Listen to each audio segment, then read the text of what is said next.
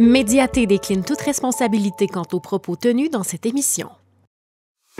La spiritualité pour les nuls vous est présentée par la Centrale Coworking d'Amos.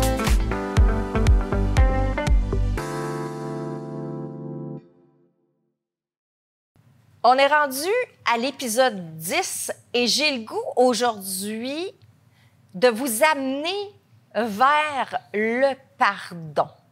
Le pardon qui est une des étapes de libération en soi et de retrouver un peu votre liberté d'être en le faisant.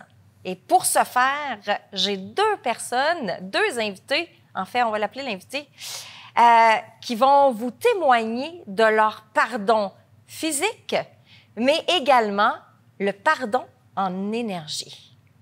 Bienvenue à la spiritualité pour les nuls.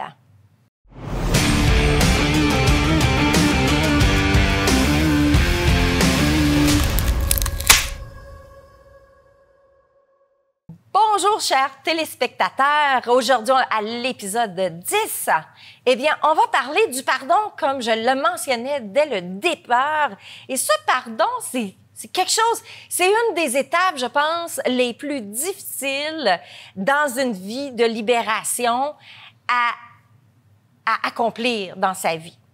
C'est une expérience qui, parfois, peut nous amener dans une très grande vulnérabilité, mais également dans un aspect où un bien-être immense une fois que le pardon a été posé. Et quand je dis pardon, est-ce le pardon d'un autre ou son propre pardon? C'est ce que nous allons aller voir avec mon hôte depuis le début, Stéphane. Bienvenue encore une fois. Merci d'être là, de nous apporter justement tes expériences dans ton parcours. Mais j'ai réinvité pour une deuxième fois Sophie Tanguay, massothérapeute cœur et âme. Oui, et corps. Et corps, Oui. ben, et âme aussi. Et âme hein, aussi. ça doit... Un peu de tout ça. Hey, merci, Sophie, d'avoir accepté encore une fois de venir t'exposer, te présenter au public dans ton authenticité. C'est toujours un plaisir de t'accueillir ici. Et aujourd'hui, hein, le pardon, ça va être un grand sujet pour nos téléspectateurs de voir ton expérience, l'expérience de Stéphane, parce que toi, tu as vécu un pardon en énergie et Stéphane, il a vécu un pardon physique. Donc, avec une personne. D'abord, avant de commencer, j'aimerais qu'on puisse voir avec toi, Stéphane, c'est quoi le pardon pour toi, au juste? Si tu mettais des mots dessus. Je voudrais reprendre ce que tu as dit au début, la vulnérabilité. En fait, on a l'impression que c'est de se mettre dans un moment de vulnérabilité de le faire, mais c'est tout le contraire. Parce que une fois que c'est réussi, bien exécuté, c'est incroyable le bienfait que ça nous apporte. Parce que là, à partir de ce moment-là, on voit les choses pour ce qu'elles sont. C'est-à-dire que le jugement a pris le bord. Puis là, on est capable de voir les choses arriver comme un train sur un chemin de fer. Ça veut dire que c'est très facile, on a juste à se tasser, on regarde le train passer au lieu de manger en pleine gueule. De subir. De subir. Parce que les choses qui étaient immenses, qui étaient énormes pour nous, qui nous généraient de la peur, de la crainte, toutes sortes de choses, de l'anxiété, ça peut générer un paquet d'affaires. Tout ça vient de se dissiper, vient de disparaître. Parce que justement, on va voir les choses pour ce qu'elles sont et on va prendre ce qui nous appartient. Ce qui ne nous appartient pas, on va être capable de le tasser après. Fait que c'est pour ça que c'est un moment, je dirais que ça a été, ça a été un des moments les plus difficiles dans ma vie. Ça a été la marche la plus haute à monter dans mon évolution. Cependant, quand je l'ai fait, c'est pas croyable le bienfait, le bien-être que j'ai vécu par après. On pourra en parler tout de suite après. On va aller voir Sophie. Toi, c'est quoi le pardon pour toi? Je dirais que le pardon, c'est de la liberté. Ça revient un peu à ce qu'il disait aussi, c'est les jugements qui se dissipent. Puis pour moi, c'est de regarder après, c'est plus avec l'intellectuel, ça regarde avec le cœur.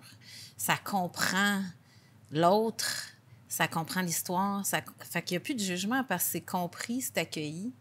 Alors, il n'y a plus de résistance. Donc, c'est une grande liberté. Puis ça nous amène cette liberté d'être-là que tu as nommé tantôt, qui est beau parce que c'est ça le bonheur. La liberté d'être, là, de s'accueillir dans tout ce qu'on est. Mais tant qu'on n'a pas pardonné, puis surtout le gros morceau, c'est souvent notre histoire familiale. Mais le temps qu'on n'ait pas pardonné cette histoire-là, chaque fois qu'on touche à maman dans nos comportements, on ne s'aime pas. Chaque fois qu'on touche à papa dans nos comportements, on ne s'aime pas parce qu'on n'aime pas son comportement puis on le reproduit. Quand on les aime dans leur comportement qu'ils ont eu, quand on était faire le ménage de ça, mais là, moi, quand on me dit « je ressemble à mon père », je trouve ça vraiment chouette.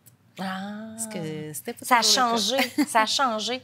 Et voilà. Quels ont été les défis pour toi de faire ton pardon quand tu l'as fait? Tu sais, comme C'était Stéphane, il dit, oui. c'était sa plus grande marche à monter. Est-ce que ça a été Oui. le cas pour toi? Je peux pas dire que ça a été...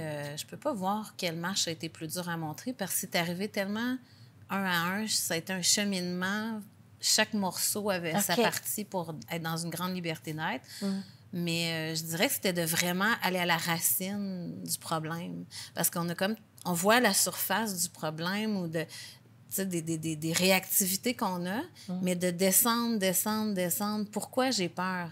Ah, à tel âge, j'ai vécu telle chose. Ma première fois. Fait que je trouve que c'était ça, d'aller voir vraiment à la racine, parce que sinon, tu peux couper des feuilles sur ton arbre, ils vont repousser. Là. Fait que si tu vas nettoyer juste la surface, quand ça arrive, il y a un problème, tu vas régler le conflit avec la personne, mais dans le fond, c'est qu'il te fait vivre ta première culpabilité ou ta première honte. Fait que quand tu vas faire le ménage des racines, là, ça arrête de revenir. Ça va revenir 2-3 fois, juste pour être sûr. T'as-tu bien vu, là? C'est-tu vraiment plus ça que tu veux? Puis après, ça, pour moi, en tout cas, ça arrêtait de... T'as arrêté de répéter le schéma là, qui voilà. était là. Pour toi, Stéphane, c'était quoi les défis? Bien, a mis le doigt dessus. C'est d'où ça part, c'est les parents en partant. Comme moi, c'était avec mon père.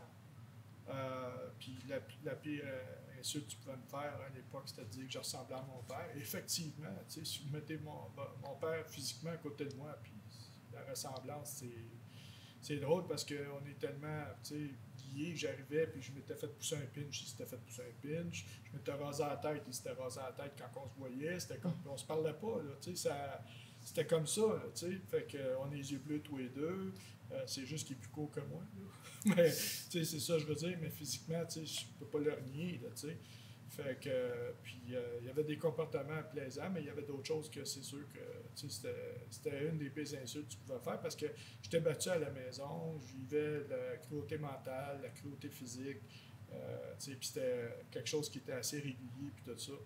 Fait que quand il était en public, c'était quelqu'un de très agréable, le monde disait « Ah, tu dois pas t'ennuyer à la maison avec ça. » C'était comme récemment, il n'y a pas tellement longtemps, fait une couple d'années, on s'est vus, puis tout ça, puis là, j'ai dit, j'aimerais te parler de mon enfance, j'ai dit, parce que là, en tout cas, il se passait de quoi, puis il voulait être présent dans ma vie. Fait que là, j'ai dit, t'as donné une idée comment ça se passait, c'est qu'il s'en va me dire, j'ai dit, je me rappelle pas d'avoir eu une enfance heureuse. J'ai dit, j'étais toujours sur le qui-vive, je savais jamais quand j'allais en manger une. C'était comme ça. Fait que là, il part, il pleure, il frappe sa table, puis là, il était choqué, puis là, il pleurait. Puis là, le chat sorti du sac, c'est de ta faute. C'est de ma faute. Oui, tu t'es venu au monde.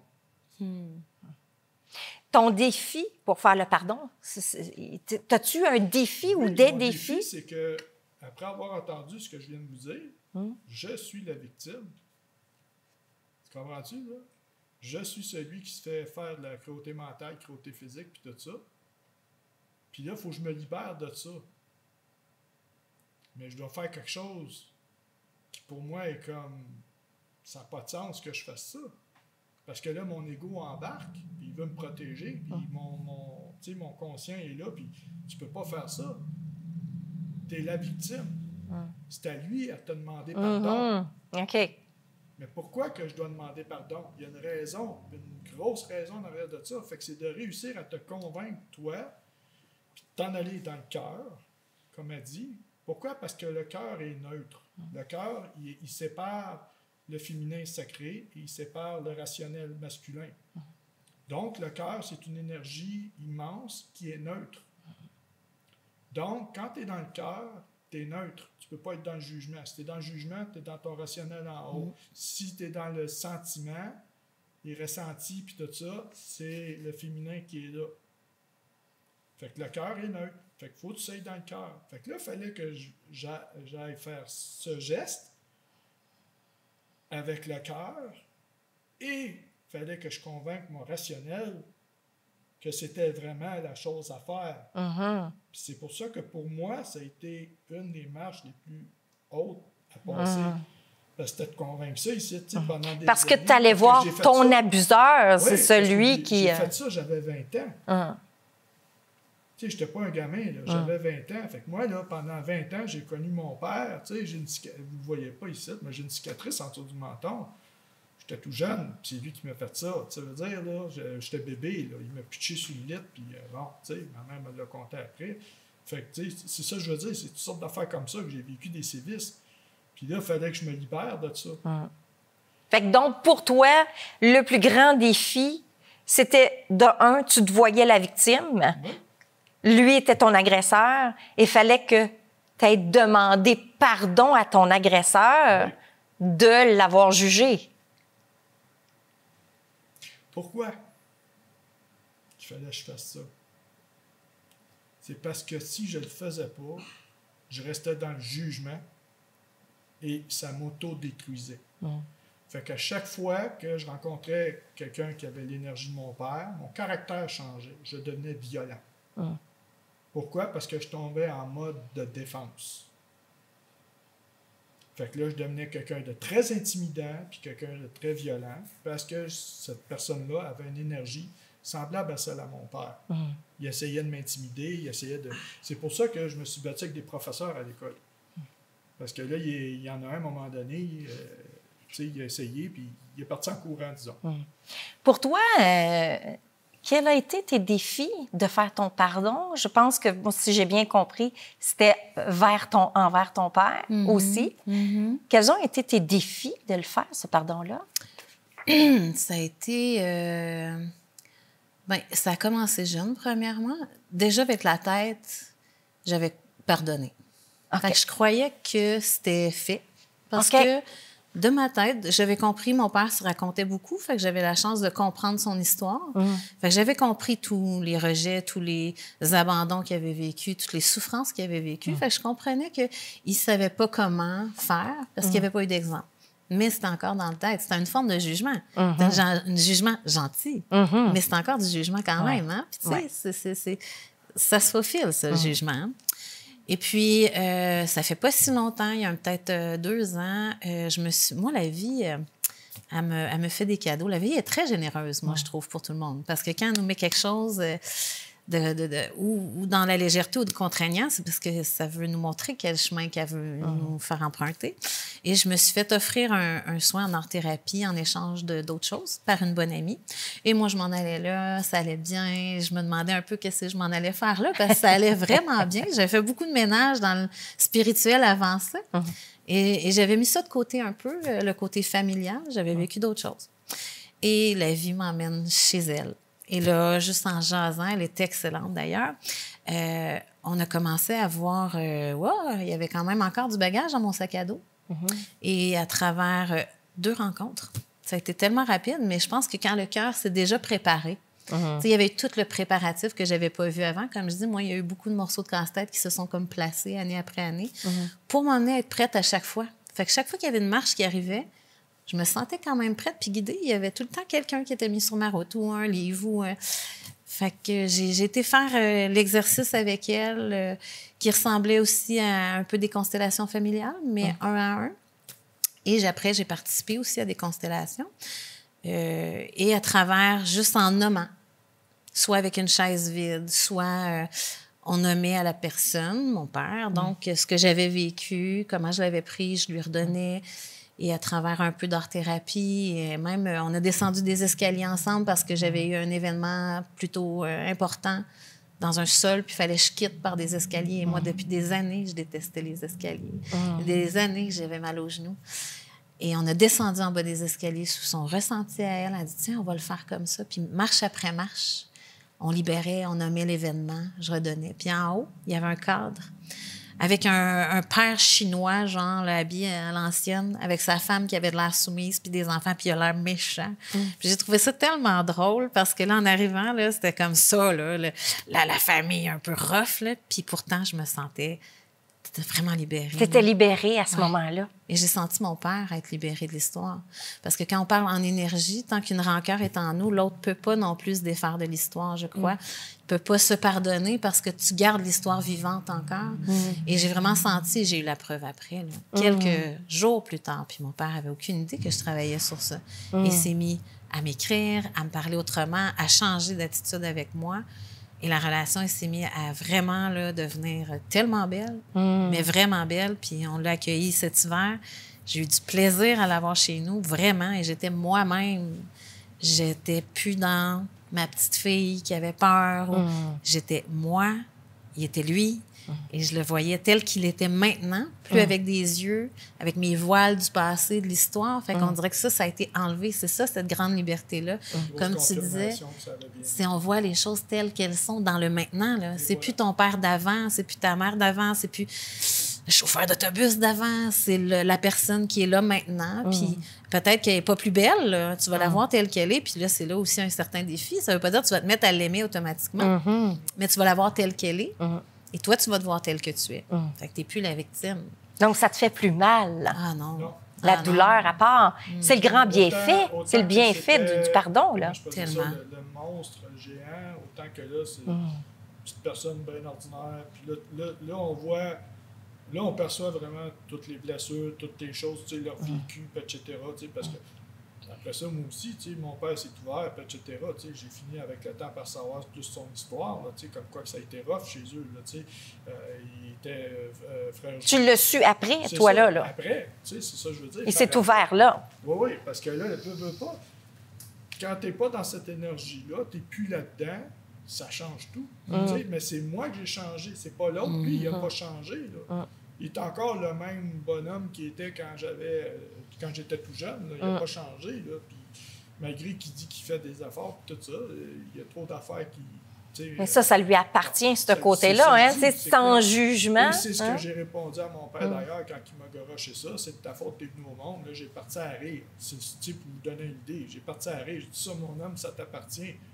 C'est ça qui est sorti tout de suite. Pourquoi? Ben, c'était à toi de t'enlever quand c'était le temps. That's it. Mais ça devait être, tu sais. Fait que, tu sais, j'ai aucune rancœur, j'ai aucune rage, j'ai aucune, tu sais, là, face à ça, là, tu sais. Fait que c'est pour ça que c'est ce que ça fait, c'est ce qui se passe quand tu vis ce moment-là. Mais une fois que tu le sais, c'est comme, waouh, c'est extraordinaire, le pouvoir du pardon. Il y a beaucoup d'amour. C'est là que, tu sais, la libération des blessures, puis tout le kit arrive. Mais là, tu dis beaucoup d'amour. Est-ce que, toi, tu veux dire beaucoup d'amour de la personne à qui tu as fait ton pardon, de sa part, ou c'est beaucoup plus d'amour de toi à toi? Comment est-ce que tu le vois? Ah, mais c'est la même chose au final. OK. Parce que je pense que vraiment, on est tous les uns dans les autres. Mais mon regard a changé sur lui. Il y a vraiment eu beaucoup d'amour pour lui, autant que... L'amour, pour moi, oui, ça l'a aidé. Il était déjà en construction. Ça l'a fait partie parce que, justement, quand j'allais toucher à ce qui ressemblait à mon père, bien là, il n'y avait plus cette résistance-là. Fait que oui, j'ai pu m'accueillir, surtout comme parent, quand j'allais jouer dans des trucs qui devaient ressembler comme être ferme avec mes enfants ou de l'autorité ou chicaner. Quand j'allais là, je me voyais violente. Tandis que là, à partir de ce moment-là, j'ai arrêté de me voir violente. J'ai vu que c'était pas vrai, ça. Mais que moi, quand mon père était sévère, il était, oui, parfois violent. Fait qu'à chaque fois que j'allais jouer là, je me sentais violente. Fait que je me suis mis à m'aimer dans toutes mes facettes. Parce que là, même quand je ressemblais à papa, je m'aimais. Même quand je ressemblais à maman, je m'aimais. Et ça continue. Je dis pas que tout est nettoyé, mais oui. Fait que ça fait que nous, on s'aime plus. Puis nous, quand on s'aime plus, on est capable de regarder l'autre avec beaucoup d'amour aussi. Et en restant réaliste, tu sais, t'es pas devenu parfait tout d'un coup, mais je te vois pour qui tu es, puis je vois beaucoup plus d'amour que ce que je voyais avant. Ben, tu sais, on vient de se pardonner de les avoir jugés. Fait en partant, qu'est-ce qu'on fait? On fait un très grand geste d'amour envers nous-mêmes. Et voilà. Fait qu'on attire ce qu'on dégage. Exact. Fait que là, en dégageant de l'amour pour nous, fait qu'est-ce qu'on attire de l'autre?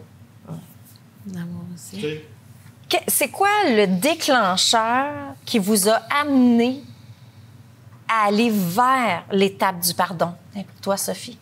La vie. Des opportunités. La vie, les opportunités. Des opportunités. Moi, c'était morceau par morceau quand ça s'amenait à moi. Fait que j'ai eu des étapes différentes à chaque fois parce que je vivais des choses différentes. Puis c'est sûr que ma lourdeur familiale, c'était quelque chose qui était difficile pour moi, là, la maternité, tout ça. Fait que c'est sûr que mes enfants m'ont amené à aller jouer là, merci à eux, parce que je voulais être une meilleure mère.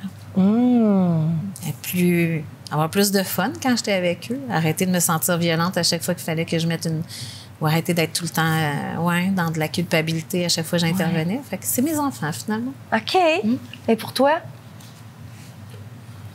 c'est drôle à dire, c'est ma mère. J'étais aux études à ce moment-là pour devenir boucher.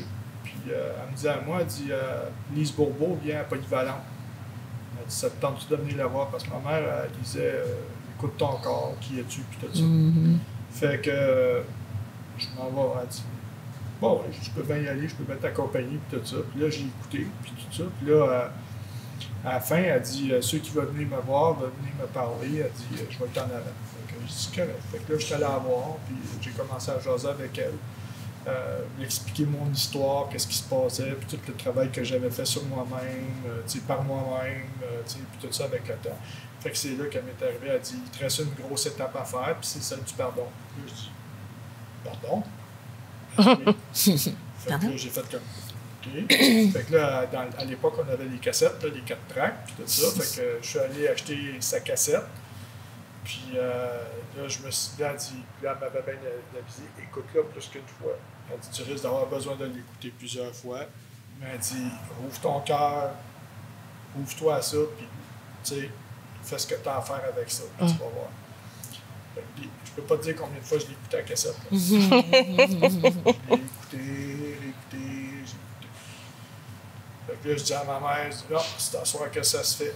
Fait que il demeurait à la Conception. Fait que là, j'ai fait comme de Saint-Jovite-Mont-Tremblant à la Conception. On écoute la cassette encore. Je m'en rappellerai tout le temps que j'étais arrivé là, il y avait le feu de foyer, puis tout le kit, je m'assis. Là, il est à côté de moi, puis là, je garoche ça. Je te demande pardon de t'avoir jugé. Mais avant que tu nous racontes ça, comment tu t'es sentie, tu sais, la journée où tu as pris la décision puis de dire je me sens prêt à aller faire mon pardon? Parce que là, tu l'as fait devant la personne, directement, tu sais. Fait comment tu t'es sentie avec cette décision-là? Moi, ça poussait, là, c'était effrayant. Il fallait que je me débarrasse de ça. Parce que c'était clair que c'était identifié pour moi que c'était ça la source du problème. Parce que quand on me disait tu ressembles à ton père, je venais. Fait que tu avais hâte de te libérer, si là. Je venais avec, mettons, j'allais travailler avec, je passais la journée avec, le caractère me changeait.